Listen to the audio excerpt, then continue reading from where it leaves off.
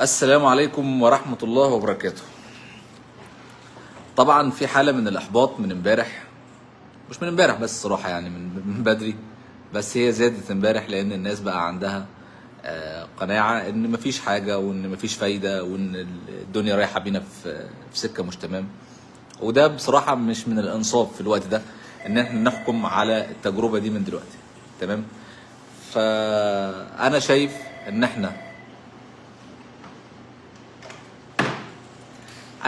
احنا الفترة دي لازم بكل امانه، يعني ان احنا نحسب الامور شويه بعقلنا ونشوف ايه الصح وايه الغلط وايه ايه الاخطاء اللي حصلت خلال الفتره اللي فاتت وايه الاخطاء اللي بتحصل دلوقتي. فمن خلال اللي انا شايفه دلوقتي بقول لا يا جماعه، في حاجات بتحصل احنا مش لازم نسكت عليها، وفي اخطاء بتحصل لازم الكل يتداركها، لان الوقت ده وقت مهم جدا ان احنا نقدر نتدارك الاخطاء ديت، لان اللي جاي صعب واصعب من اللي فات. المجلس دخل في الشهر الثالث له، وبداوا ان هم يشتغلوا بطريقه مش عاجبه الجمهور. بدات في صفقات بتتاخد منك وانت بتقول ان الصفقات ديت كانت تفيد الفريق، بغض النظر بقى ان هم اعلنوا ان الصفقات دي داخل الزمالك او لا، بس لازم في الاول وفي الاخر ان الناس تشتغل لما في مصلحه الزمالك. طيب تعالى ما اقول لك شويه ارقام كده، واقول لك بلاش الارقام عشان انا ما عنديش الارقام صحيحه، فانا هقول لك شويه حاجات انت لازم تبقى عارفها. انت لغايه دلوقتي لسه اللعيبه في فلوس من اللعيبه بتاعت السنه اللي فاتت ما خدتش فلوسها.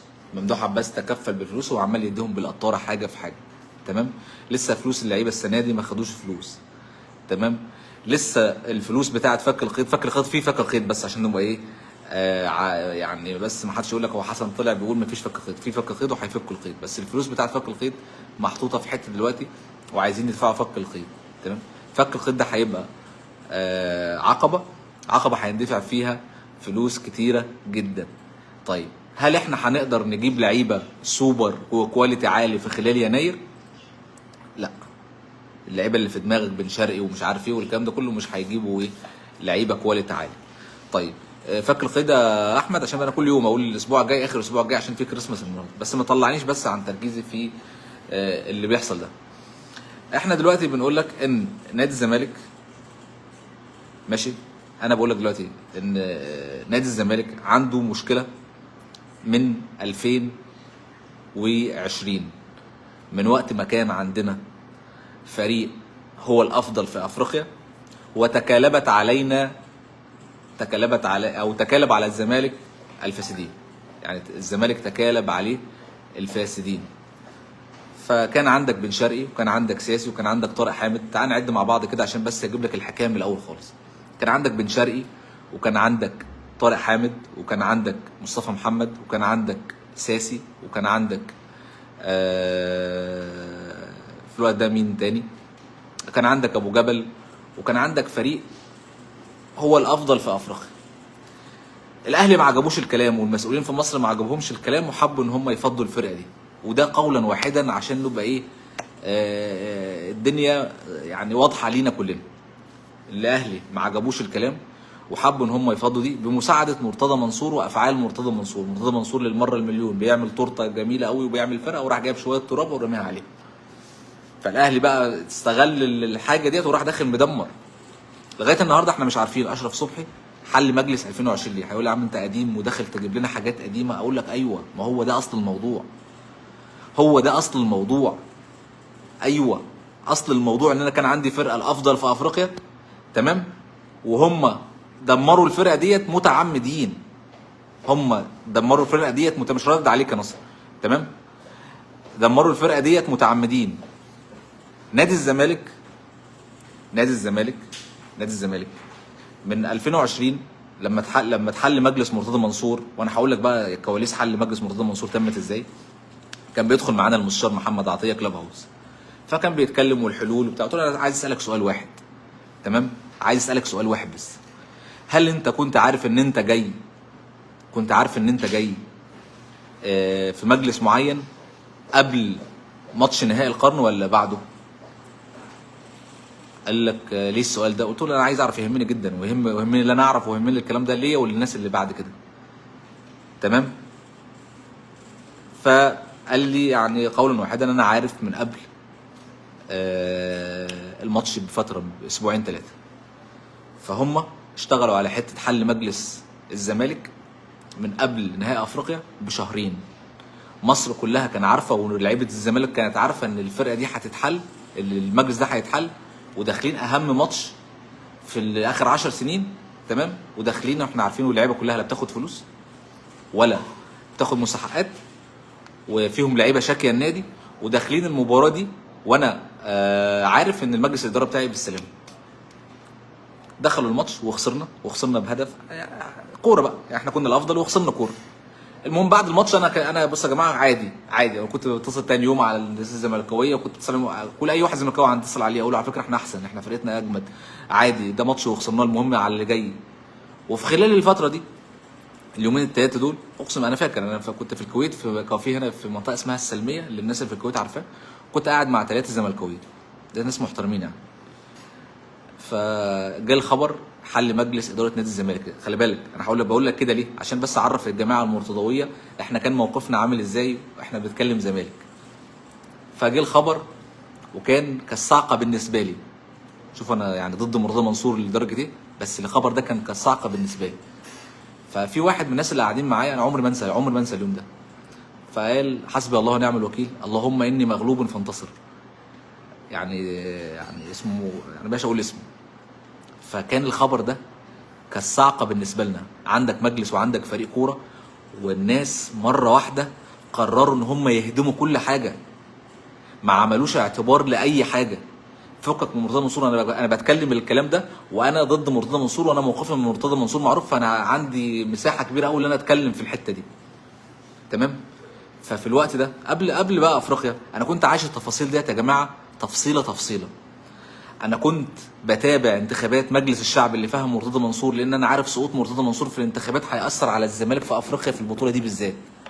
فكان الموضوع تحول هناك في دايره مرتضى منصور لاهلي والزمالك، والاهلي هو اللي سقط مرتضى منصور في الانتخابات. انا بقول لك حاجات اهو، الكلام ده هيزعل مني ناس كتير، يقول هو انت ده طالع تقول لي عن مرتضى منصور تشكر في مرتضى منصور وتمجد فيه. لا انا مش طالع امجد، انا بقول لك التفاصيل اللي حصلت قبل كده. انا كنت بخش على الجروبات اللي هي بشالوش واللي مش عارف ايه، انا كنت بخش على اي حد في بشالوش عشان اشوف الانتخابات هناك ازاي، لان انا كنت عارف ان سقوط مرتضى منصور في الانتخابات ده هيأثر على الزمالك في الانتخابات، وبعد كده الموضوع ده هيضرب الزمالك. طيب بعد اللي حصل ده كان عبد الناصر زيدان وشوبير ورأفت الميهي وخيري رمضان، مصر كلها ما فيش واحد زملكاوي اللي انا يعني كانوا عايزين مرتضى منصور ينجح في الانتخابات دي عشان ما يضيعناش في نهائي افريقيا. انا بكلمك بكل امانه، والزملكاويه كلهم معظم الزملكاويه طبعا كانوا كده، معظم الزملكاويه كانوا كده. تكالبوا عليك شوبير، وتكالبوا عليك خير رمضان، وتكالب عليك عبد الناصر زيدان. ولما تسمع كلام عبد الناصر زيدان اللي هو بيقول لشوبير في التليفون في المداخلات اللي كانوا بيعملوها، الكابتن شوبير كان بيقعد معانا للفجر، خير رمضان كان بيقعد معانا للفجر. هل هم كانوا بيدافعوا عن الفضيله؟ لا، هم كانوا كارهين للزمالك عشان يوقعوك وبعد كده يوقعوا الزمالك. وانت كنت صيد سهل جدا يا مرتضى في الحكايه دي، انت كنت صيد سهل جدا ليهم في الحكايه دي. انا كنت بقعد على يا جماعه والله اقسم بالله، شوف انا ضد مرتضى ازاي، عشان الرساله دي برضو لمرتضى نفسه، انا عارف الكلام ده هيوصل ماشي. الكلام ده انا كنت بعد اسمع واحد اسمه موحى ويفضل يقول ايه اصبروا يا جماعه مرتضى منصور. شوف انا كنت نازل لاي مستوى، مرتضى منصور نجح وكنت قاعد مش عارف اسمع واحد اسمه زيدان ايه وبتاع اكونتات غريبه كده، كنت عايزه ينجح لان انا عارف كان سقوطه في الانتخابات ديت. الموضوع ما كان الموضوع سياسه، خلي بالك ده مش ماتش كوره، نهائي افريقيا ده مش ماتش كوره ابدا والله ما ماتش كوره، الموضوع ده كان سياسه بحت. شوف جمهور الزمالك وشوف الزملكاوي، يعني احنا رايحين فين؟ انا رايح في انتخابات مجلس الشعب عشان عارف ان الانتخابات مجلس الشعب دي هتحدد مين هو بطل افريقيا. تمام؟ انا كنت بتابع انتخابات مجلس الشعب دي، وكنت عايز مرتضى منصور ينجح، اللي انا مرتضى منصور ضده، انا كنت عايزه ينجح في الانتخابات دي لان انا عارف الماتش ده كان سياسه. الماتش ده كان سياسه، احنا بنلعب سياسه في البلد دي، الكوره اهلي والزمالك سياسه. تمام؟ خسر مرتضى منصور الانتخابات، وانا يعني الناس مش هتصدق، انا تاني يوم الامر بالنسبه لي كان كارثي، اقسم بالله انا تاني يوم الامر بالنسبه لي كان كارثي. مرتضى منصور خسر الانتخابات، يا نهار اسود كده خلصت المرتضى. وهينالوا منه، هو في الوقت ده هو رئيس نادي الزمالك، تمام، وطلعوه بره الموضوع. وعلى فكره من بعد الانتخابات دي مرتضى منصور طلع بره الكوره خالص. من بعد الانتخابات دي مرتضى منصور فقد قوته نهائي، لان قوه مرتضى منصور كانت في كون ان هو عضو مجلس الشعب وكان بيعرف يعمل اللي هو عاوزه. اي حد يقول لك غير كده قول له بلاش. مرتضى منصور بعد الانتخابات دي خسر كل حاجه، ما بقاش مرتضى منصور، تمام. خلصت الانتخابات وخسر مرتضى منصور، واحنا خسرنا نهائي القرن. نهائي القرن ما كانش بالصفاره بتاعه اسمه ايه الحكم الجزائري، مش عايز اتذكر اسمه اصلا، تمام. لا احنا خسرنا، تمام، خسرنا نهائي القرن يوم لما مرتضى منصور خسر انتخابات مجلس الشعب. انت بتقول ايه يا عم؟ اقول لك ايوه انا بقول لك كده، ودي قناعاتي الشخصيه لغايه دلوقتي. دخلنا الماتش وبدات ان انا يعني ايه، لا يا جماعه يلا، وبعد الانتخابات والزمالك وفي اللعيبه، واللعيبه دي رجاله، واللعيبه دي هتقدر ان هي تعمل كل حاجه، وان شاء الله اللعيبه دي تقدر ان هي تقاوم ونكمل. ما سكتوش. هل هي اللعبه كده انتهت؟ لا، اللعبه كده ما انتهتش، تمام. اللعبه كده ما انتهتش. خلصت الانتخابات، بدأ الضرب، تمام. دخلنا المباراه. خلال المباراه انا كنت بكتب بقى على صفحتي، كان عندي صفحه قبل اللي فاتت كمان اللي هي اتقفلت، كنت بكتب على صفحتي يلا يا جماعه، واي حد في اي حته انا كنت اعمل له فيديو ونزل دعم للعيبه، ادعم اللعيبه، واللعيبه ما تاخدش فلوس، واحنا عمال ندعم في اللعيبه، وحد ماسك خنجر وبيديهولك في ظهرك من ورا، ماشي، حد ماسك خنجر وطعنك في ظهرك من ورا. حللك المجلس. هو حل المجلس عشان مرتضى فاسد او مرتضى حرامي او مرتضى واخد فلوس؟ لا، اهو انا اللي بكلمك. لا، هو حل المجلس عشان نهائي افريقيا.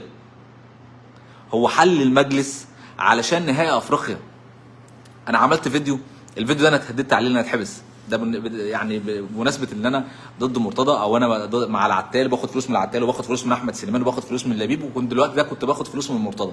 يعني لما انا دافعت عن مرتضى منصور في الوقت ده كان قال لك حسن حماده بياخد فلوس من مرتضى في الوقت ده، وبعد كده لما ضد مرتضى فمرتضى منصور قال لك باخد فلوس من العتال، فدلوقتي بيقول لك باخد فلوس من لبيب، ووقت تاني كان بياخد فلوس من احمد سليمان. فاحنا بدات عندنا الحكايه، تمام. يعني هكمل لك الحكايه. خسرنا الماتش، دخلنا الماتش وخسرنا الماتش وخسرنا كوره وكنا الافضل، تمام. بعد الماتش ده كملوا موضوعهم وراحوا شالوا مرتضى منصور وقرروا ان هم ينهوا على فرقه 2020 واحنا اسفين مش هنكرر الموضوع ده. الزمالك مش هيوصل تاني للمرحله دي عشان ما عكننش على الناس. وانا اسف يا جماعه يعني بلاش اقول كلام برضو يزعل، انا اسف مش هعمل كده تاني. اوعى تعمل كده تاني واعرف حجمك، انت مش تعمل كده تاني. اوكي، خلص الماتش وبدات اللعبه. جه احمد البكري، توفى احمد البكري، جه اللي هو عماد مشي، جه الكابتن حسين لبيب. والخساره كانت في المباراه، كان في اخطاء تحكيميه في المباراه الناس كلها شافتها، انا ما بتكلمش في الحته دي. الكابتن حسين لبيب كان اول ماتش اشوفه وانا اعرف الكابتن حسين لبيب كان في ماتش الزمالك والمصري، وفي الدقيقه 97 جت ضربه جزاء لنادي الزمالك، وانا كنت عايش برضو التفاصيل دي، والزمالك كسب. فانا شفت فرحه الناس اللي موجودين، الكابتن محمد الاتريبي وكابتن حسين لبيب والناس اللي كانوا موجودين في اللجنه ساعتها. انا حسيت ان الناس دي زملكاويه. مين الراجل ده؟ 1 2 3. بعدها خد شويه قرارات، اداؤه الاداري كان كويس، دعمته لسبب واحد. خلي بالك، هو مش بيديني فلوس يا جماعه، ولا انا باخد فلوس من حد، وانا الحمد لله مستور زي ما قلت لحضراتكم. بس انا شفت ان انا عندي فرصه ان انا اخد الدوري، ولو كسبت عدد ماتشات معين انا خدت الدوري الاصعب في تاريخي، لانه جاي بعد بقول لك حد مسك خنجر وراح ضربولي في ظهري وانا في عنفواني، وانا عندي احسن فرقه في افريقيا. كسبنا الدوري وكسبنا الدوري اللي بعده. الاهلي يسكت؟ لا، انا هفضي لك فرقتك. كل الناس اللي مشيت ديت تحت ومرأى مسمع الناس. الزمالك تعرض لاغتيال، قسما بالله العلي العظيم الزمالك تعرض لاغتيال، الفرقه دي تعرضت لاغتيال. انا النهارده يعني من امبارح وانا السيناريو في دماغي، السيناريو ده في دماغي. انا عامل فيديو بمناسبه الاحداث اللي حصلت دي، يعني انا برضو اتشال من على من على الفيسبوك واتعمل عليه روبورتات، تمام.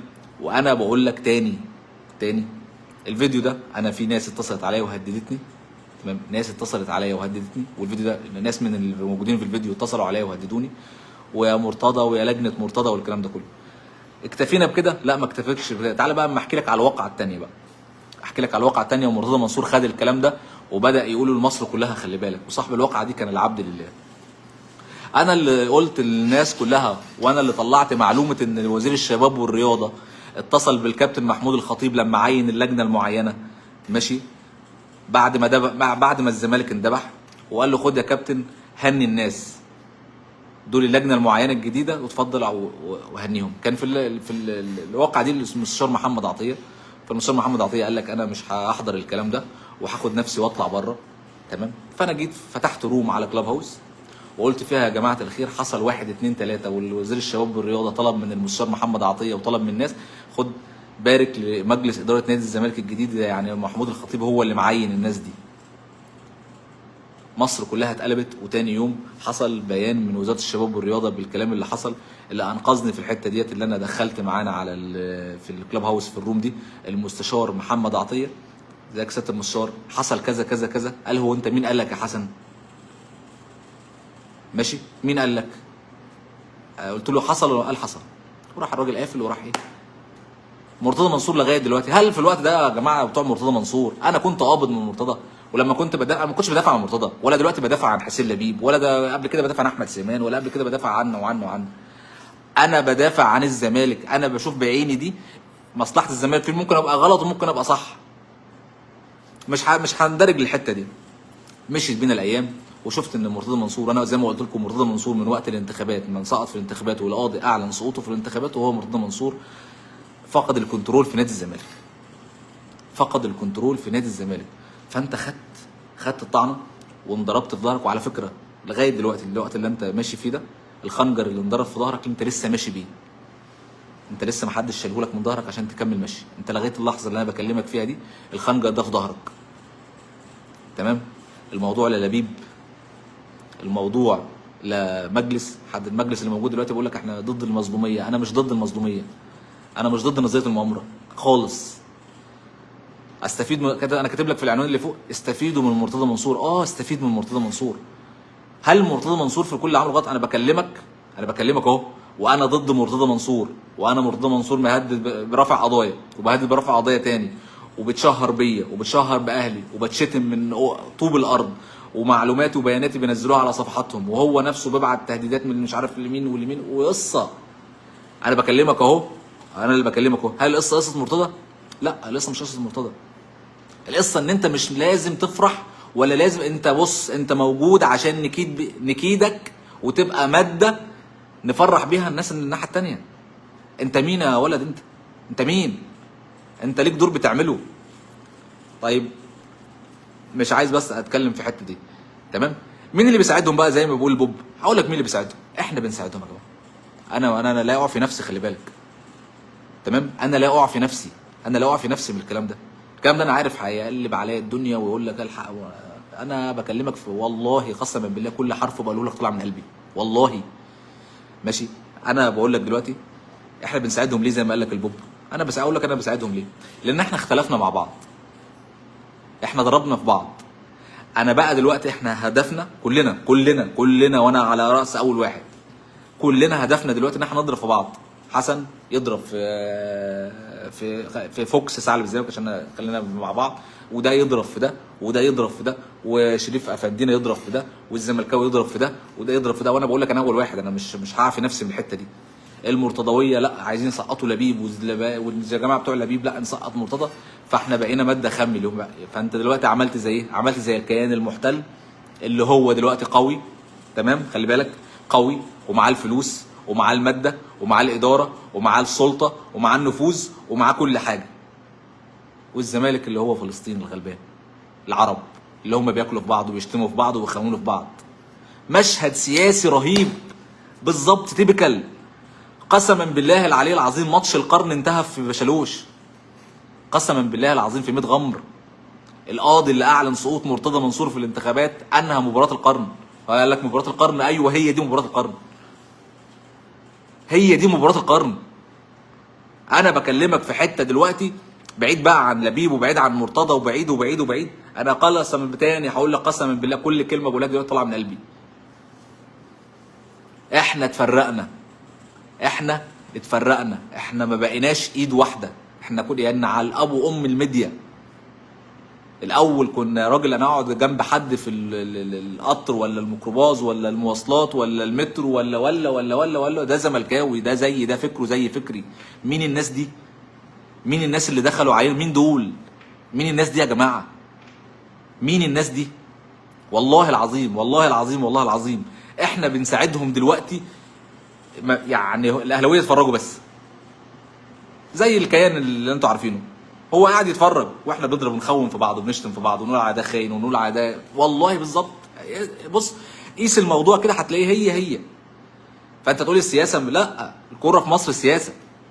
نهائي القرن انت ما خدتوش بكابتن يا كابتن يا مشجع اهلاوي، انت ما خدتش نهائي القرن في الملعب.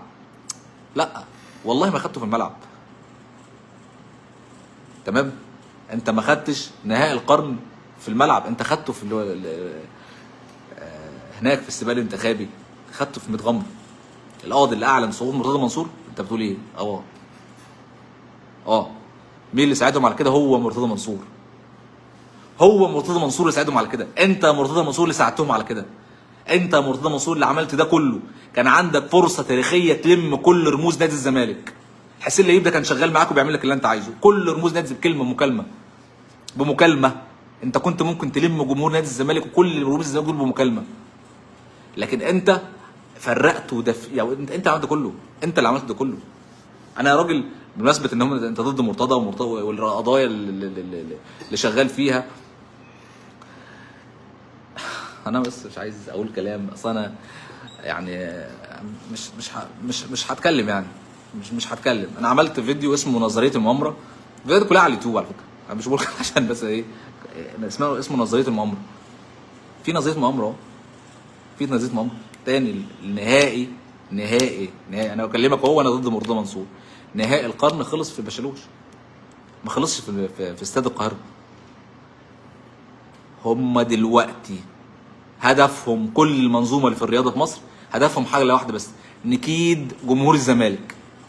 نكيد جمهور الزمالك. المذيع الزملكاوي اللي يطلع يشكر في الاهلي ويكيد في جمهور الزمالك بيتعمل له برنامج. المذيع المعلق اللي يكيد في جمهور الزمالك بيبقى هو رقم 1 في مصر. ماشي؟ كان يخش مرتضى منصور الانتخابات في اي قهوه، ما كانش يقول مثلا المرشح اللي ضده، لا، ما كانوش مثلا بينادوا باسم مثلا محمود اللي هو المرشح اللي ضد مرتضى منصور. هل فيك واحد عارف المرشحين اللي كانوا ضد مرتضى منصور؟ لا، انا كنت بهتف اهلي خطيب مرتضى منصور وهو ماشي كان بيتقال له خطيب بالخطيب بيبو. القهاوي هناك والناس هناك في البلد في بشالوش كانوا بيقولوا بيبو، ما كانوش بيقولوا اسماء مرشحين. فانت تقول لي الكوره في مصر مش سياسه؟ لا، الكوره في مصر مش الكوره في مصر سياسه، وانت خسرت نهائي القرن هناك. بس انت عملت حاجه؟ لا، ده انا زرعت بين جمهور الزمالك فتيل مش هينتهي من فتره قريبه، واحنا نزرع بينا زي الفتيل اللي اتزرع بين العرب. انت خدت 2 دوري، قال لك هو انت لسه عايش؟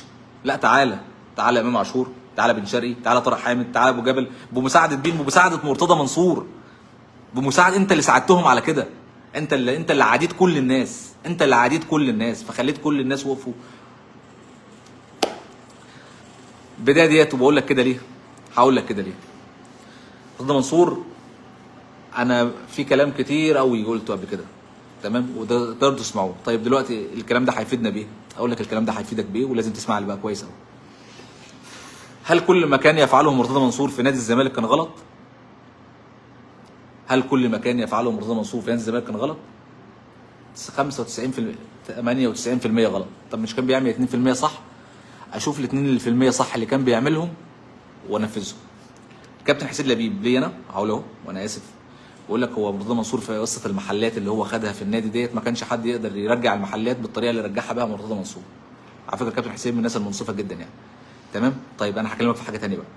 التعامل مع الاعضاء، التعامل مع الاعضاء داخل النادي لازم تنهج نهج مرتضى منصور. لازم تنهج نهج مرتضى منصور. انا مش هتكلم في الحكايه دي، بس انت لازم تنهج نهج مرتضى منصور. التعامل مع الناس اللي هم مسيئين اللي عايزين يوقعوك لازم تنهج نهج مرتضى منصور. لازم تنهج نهج مرتضى منصور. التعامل مع الاعلام والناس الاعلاميين اللي هم بيضربوا فيك وبيديك وماسكين برضه خنجر وبيضربوه في ظهرك، لازم تتعامل معاهم نهج مرتضى منصور. في ناس تخاف ما تختشيش، في نوعيات كان بيتعامل معاها مرتضى منصور تخاف ما تختشيش. لازم تفهم الكلام ده كويس قوي. لازم تفهم الكلام ده كويس قوي. لازم تتعامل في الصفقات باسلوب مرتضى منصور. ليه؟ لانه هو كان قبل ما يسقط في الانتخابات، تاني قبل ما يسقط في الانتخابات. تمام؟ فانت دلوقتي عندك شويه محاور لازم تشتغل عليها. حاله الاحباط اللي عند جمهور نادي الزمالك ان مفيش صفقات، وارفع ارفع ارفع ارفع سقف الطموح للناس، ارفع ارفع ارفع، ومره واحده تلاقي فشل، ديت مدروسه كويس قوي يا جماعه. دي مدروسه كويس قوي. مدروسه كويس قوي. وانا اسف ان انا بقول لكم الكلام ده، وانا قلت لكم يا جماعه اللايف ده كئيب واخباره كئيبه واخباره مش هتعجب الناس بتوع التفاؤل خالص. الناس بتوع التفاؤل مش هيعجبهم كلامي النهارده خالص. مين اللي كان لعبها صح ورفع سقف طموح نادي الزمالك عشان يفشل الناس اللي ماسكين ملف الكوره؟ والكلام ده من الاخر. الكلام ده من الاخر وانا بكلمك بمعلومه. مين من جوه فضل يسرب اخبار يسرب اخبار يسرب اخبار، وجايبينه لا الولا في الزمالك واحنا عاملين ورفع سقف الطموحات عند الناس عشان يفهم الناس ان الموضوع بايظ، فيفشل الفلاني اللي ماسك الملف ده. السلام عليكم.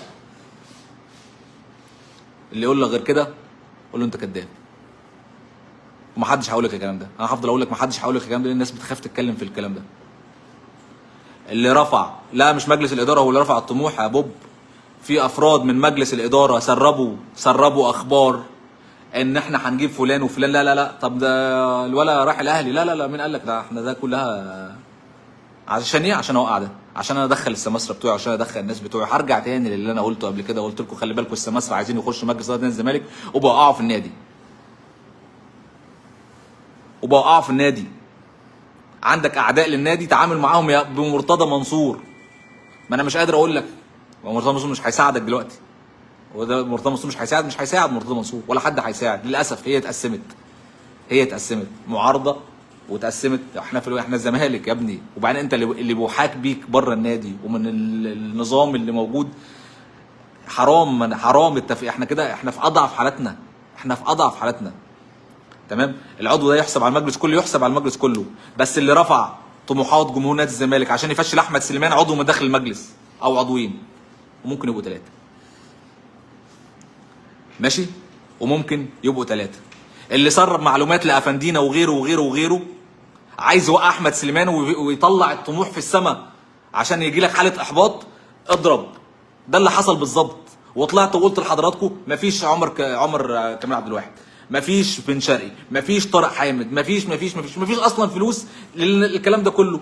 في فلوس هتفك القيد وشويه فلوس صغيرين قوي ممكن نجيب بهم مدرب يعني، وكام لعيب من اللي هم مش الكواليتي العالي قوي بس اللي هم لاعبين مبشرين. اللي يقول لك غير كده كذاب. اللي يقول لك غير كده يبقى بيضحك عليك. مين اللي علّى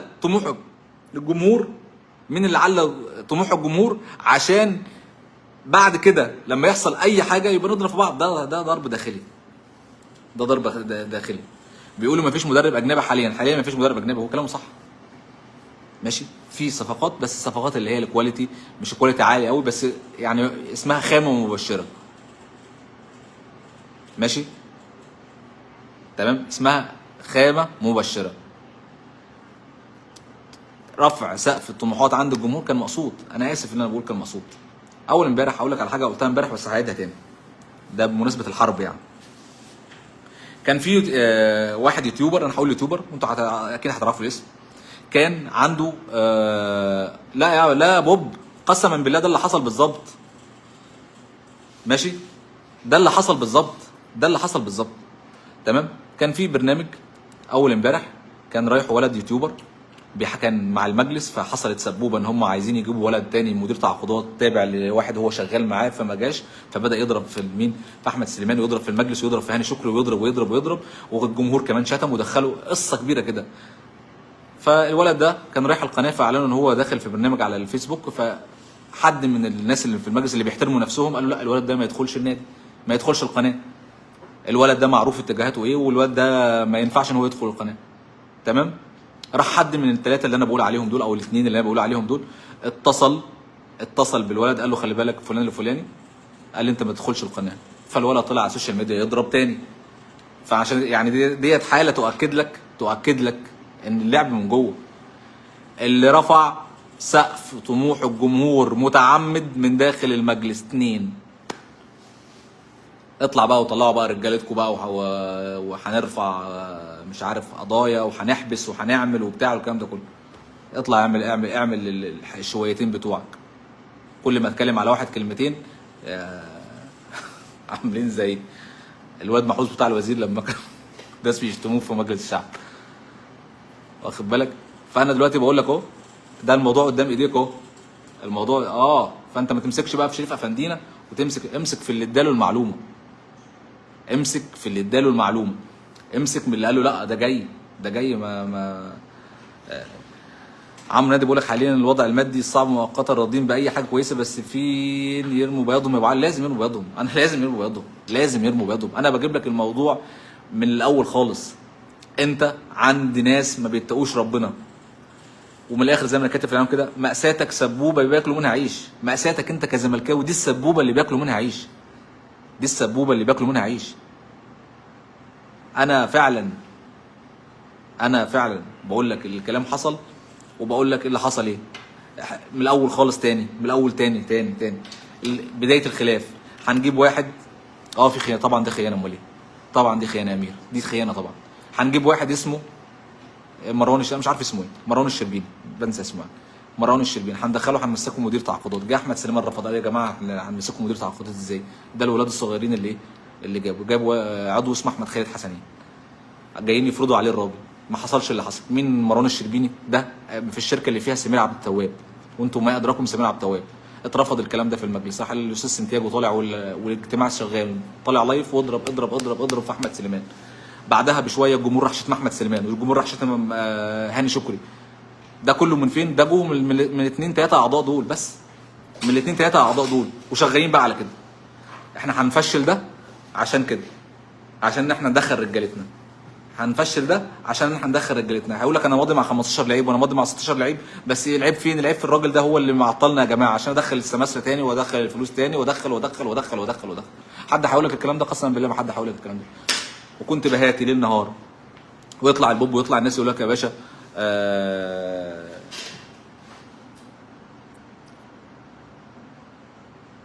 هرد عليك يا امير دلوقتي، تمام؟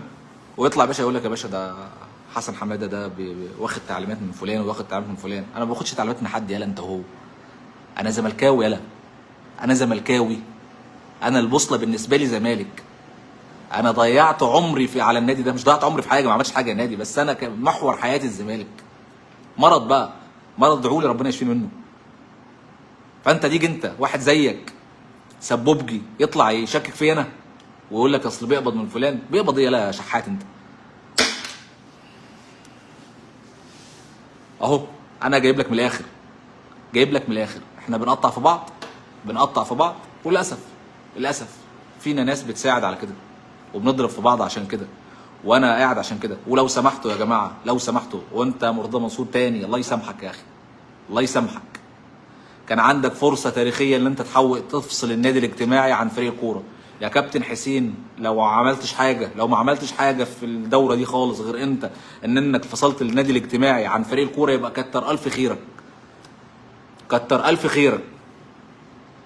في بلاوي في النادي، في بلاوي. وبعد ما حسين لبيب يفك الخيط هيطلع في برنامج تلفزيوني هيحكي لكم بقى، يقول لكم احنا علينا كام بالتفصيل، وكان علينا فلوس كام، وكان علينا كام. هيطلع يقول لك يا باشا، انا بكلمك دلوقتي في تفاصيل مصر كلها عارفاها. فانت سبت بقى الموضوع كله ومسكت في شريف افندينا. لا، تعالى اقول لك اللي ازفت من شريف افندينا، اللي ازفت من كده، اللي قال لشريف. انا امبارح لما كتبت مين اللي سوح شريف افندينا؟ الناس قالت لك هو انت بتضرب في شريف؟ وانت والله العظيم ما ولا في دماغي الحكايه ولا شمتان فيه ولا الكلام ده كله. هو ماله في الاول وفي الاخر؟ هو راجل جمهور زي حالاتي. مين اللي سوح شريف افندينا؟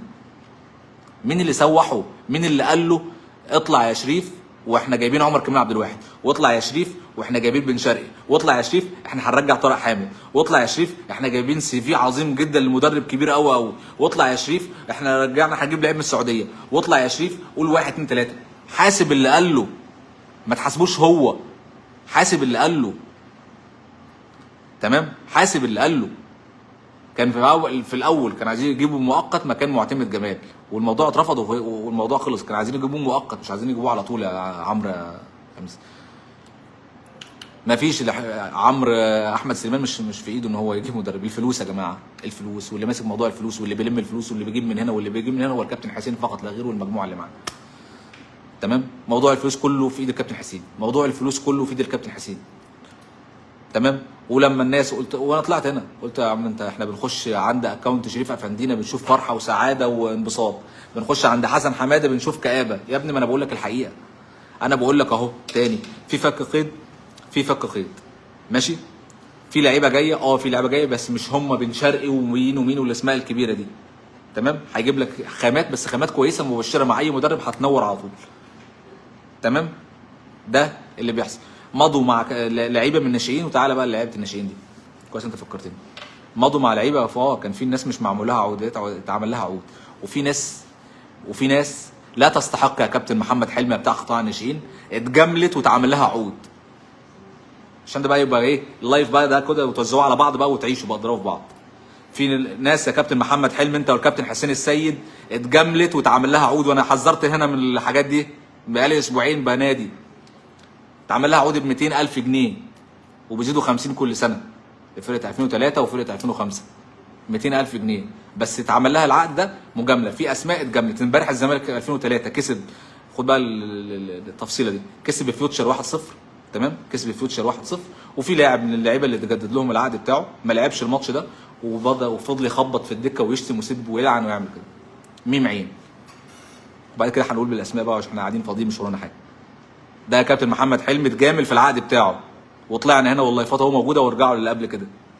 في ناس اتجاملت يا كابتن محمد حلمي، يا كابتن حسين السيد، انتوا نايمين. في ناس اتجاملت واتعمل لها عقود.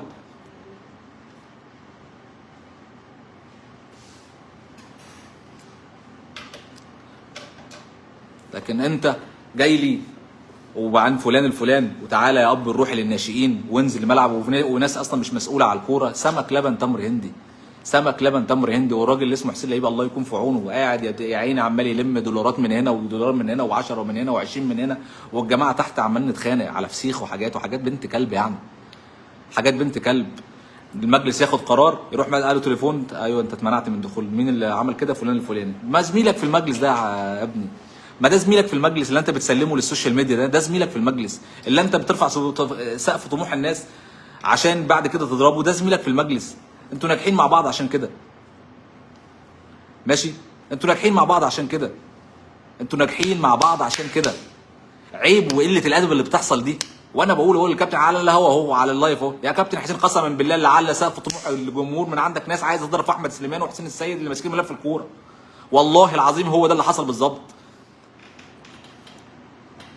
ده اللي حصل بالظبط. قله ادب بتحصل، وانا بقول لك الكلام ده، وخلي فيهم واحد يطلع يكدبني بقى. ماشي؟ العقود اللي اتعملت، طيب انا بس عشان بس الناس ما ايه ما لا، ما يحتمش الدكه ايه ده، لسه عيل صغير ويضرب في الدكه ويعمل ويخبط والكلام ده كله. لا وسب ويلعن في المدرب، بس المدرب ما شافوش يعني. انا اقول اسماء، انا مش هبص خالد عماد قال انا اقول اسماء. بيحصل قله ادب وبيحصل ايه دي خيانه يا جماعه. بصوا يا جماعه، دي خيانه، اقسم بالله العظيم اللي حصل ده خيانه. لا 200,000 مش كتير، 200,000 مش كتير، بس اللي انا ماشي يا عادل ماشي. انت دلوقتي في نادي الزمالك لو سمحتوا تاني، وعلى فكره الكلام ده العبد لله طلع واللايفات موجوده والناس موجوده، قلت لكم خلي بالكم يا جماعه، عيب تضربوا في بعض، عيب ان احنا نسرب اخبار. هتقول لي الاخبار ما بتتسربش؟ ما هو يا جماعه شريف افندينا مش مجنون ولا اهبل عشان يطلع ياكد يقول لك انت انا الناس كلها تقول ان مفيش عمر كمال وهو يطلع يقول لك لا في عمر كمال وفي بن شرقي وفي محمود صابر وفي. تمام؟ لا مش اهبل هو. وما تحاسبش شريف افندينا، ما تحاسبش شريف افندينا، حاسب اللي سرب الاخبار لشريف افندينا، حاسبه هو، ما تحاسبش حد تاني، ما تحاسبش حد تاني. لكن انا برجع تاني واقول لك تعامل بمبدا مرتضى منصور يا كابتن حسين في الحته دي، تعامل بمبدا مرتضى منصور. مرتضى منصور العضو كان هو فكره ان العضو يقدر يعمل كده مع مرتضى منصور؟ لا بس عشان مرتضى منصور هيديله على راسه. تعامل يا كابتن. وتاني يا كابتن حسين كل لايف هقول لك حمر عينك يا كابتن حسين، حمر عينك يا كابتن حسين، حمر عينك. لان اللي بيرفع سقف طموحات عند الجمهور حد عايز يوقع الناس اللي موجوده. اضرب فيحسب له ده فشل. عدم التعاقد مع عمر كمال عبد الواحد فشل، وهو بيقول لك انا مش عايز عمر كمال عبد الواحد. سواء هو غلط صح، انا طبعا ضد ان هو مش ياخد عمر كمال عبد الواحد، ماشي. لكن انت بتتكلم في ايه؟ بكلمك في حته ان انا بقول يا جماعه خلي بالك عشان بيحصل حاجه غلط. فالناس هتقول لك انت جاي تضرب في المجلس؟ انت لسه دلوقتي بتقول ان احنا نبقى ايد واحده. ايوه نبقى ايد واحده، ما هو ده اللي بيفرقنا. ما الناس دي بتفرقنا. وبكلمك انا بعيد عن اي صراعات، ماشي، بعيد عن اي صراعات ولا ليا اي مصالح، وانا خارج مصر ومستور والحمد لله، ولا يلزمني لا دولار ولا 2 دولار ولا 10 جنيه ولا 20 جنيه ولا 3 ولا 20,000 جنيه ولا 50,000 جنيه في الشهر، ولا يلزمني الكلام ده كله خالص. الكلام الرخيص اللي بيتعمل ده ما يلزمنيش خالص. لكن هو كل واحد عنده واحد على السوشيال ميديا يسرب له خبر ويسرب هنا ويسرب هنا ويسرب هنا، واعمل حاله من الجدل، واعمل حاله من الصفقات الوهميه، واعمل حاله من الانتصار، في الاخر ما الاقيش حاجه والاقي المنافس بتاعي خد اللاعب. طب ما هي مصر كلها عارفه ان عمر كمال عبد الواحد من بعد يناير وهو في يناير في الاهلي. وانا واحد من الناس كتبت عشان الناس بيقولوا لي ما انت كتبت قبل كده. كتبت عمر كمال عبد الواحد من بق اللاعب نفسه. اللاعب هو اللي قال لي شخصيا، قال لي انا في الزمالك ان شاء الله، اول ما فكر خد انا في الزمالك. فانا جبت المصدر من اللاعب نفسه. راح متصل بيا حد من مجلس الاداره قال لي انت جبت الخبر ده من فين يا حسن؟ قلت له حصل كذا كذا. قال كذاب. اللاعب لحد كلمه واحنا مش هنخلص معاه، واللاعب ده لاعب افريقيا فمش هيفيد النادي من اول لحظه. فلما لقيت شريف افندينا والناس عماله تكتب فكلمت الناس يا جماعه طب انتوا بتقولوا كذا. قال لي يا ابني مفيش الكلام ده. فقلت يمكن في حد مش عايزين يعرفوه، فاتصلت بقى على حد ذات ثقه اكبر فقال لي اقسم بالله ما في الكلام ده. بتجيب الكلام ده من فين؟ فانا بقى قلت ايه يبقى بس المجلس ده من تاكيد شريف، قلت بس المجلس ده في حد شغال من بره اكيد بقى، بدل الناس دي كلها مش عارفه والراجل بياكد. لغايه لما قالوا لي لا مفيش حاجه، مفيش الكلام ده، مفيش الكلام ده. وفعلا كان مفيش الكلام ده. وانا عايز افشلك. تعالى يا حسن اقول لك ايه، ده حسن ده مثلا يعني في المجال بتاعنا، ده حسن ده بص بيعمل دوكيومنتري عالي قوي. تعالى شوف الدوكيومنتري ده احسن من ناشونال جرافيك. تعالى شوف الشغل. فاللي قاعد قال لك الله ايه الشغل ده، هو ده مش شغل حسن اصلا. فلما اجي اشوف شغل حسن اقول له لا انا ما شفتش المستوى ده. اقول لك لا ده انا شغلي هو ده. لا يا كابتن انا ما شفتش ده انا شفت ده. فاللي هو عايز يفشلني بوريها له حاجه انا ما اتكلمتش عليها ولا انا عرضت نفسي بيها ولا انا قدمتها اصلا. انتوا فاهمين يا جماعه؟ يعني مثلا انت راجل شغال في الموبيليا مثلا شغال في الموبيليا، فحد راح ورى لحد قال له تروح لفلان الفلاني عنده الشغل ده 1 2 3 4 5. فرحت شفت الشغل مش هو ده اللي انا شفت الراجل وريهولي. لا ما هو الراجل اللي وريهولك هو عايز يفشلك. ده يعني ايه ملخص اللي حصل. لكن اختيار معتمد ده كبش فداء للانهيار المتوقع. مفيش انهيار متوقع باذن الله، باذن الله مفيش انهيار متوقع يا بوبو، باذن الله اللي جاي احسن. بس الناس كان لازم تبقى فيه. انا استريحت لما اتكلمت الكلمتين دول، وتطلع بقى تقول حسن بيقول مرتضى. يعني يبقى شوف بس حدش يقطع الكلام يا جماعه، يعني بشوفوا اللايف كله عشان يبقى الناس تفهم ايه مرتضى منصور. تعامل بمبدا مرتضى منصور في الملفات اللي قلت لك عليها. تعامل مع اعداء الزمالك بمبدا مرتضى منصور اللي هم اعداء الزمالك اللي بيضربوا الزمالك. تعامل مع الاعضاء المشاغبين والاعضاء المنتفعين في النادي بمبدا مرتضى منصور. تعامل مع اللعيبه ووكلاء اللعيبه بمبدا مرتضى منصور قبل ما يسقط في الانتخابات. هي انتخابات مجلس الشعب. مش عيب اللي انا اتكلم كده. هل مرتضى منصور اضر بنادي الزمالك؟ اضر بنادي الزمالك. بس انا بكلمك في تجارب حصلت قبل كده، وبكلمك ان انت تاني هقول لك انت مأساتك سبوبه بياكلوا منها عيش. مأساة جمهور الزمالك هم بياكلوا عيش من ده. يا عزيزي الزملكاوي يا اللي معترض على لبيب ومعترض. خلي بالك الهدف الزمالك، ده الهدف حد، الهدف الزمالك، الهدف الزمالك، واقسم بالله العلي العظيم الهدف الزمالك. اصحوا لا يغفلونا، ولا اقول لكم اصحوا بيغفلونا. السلام عليكم.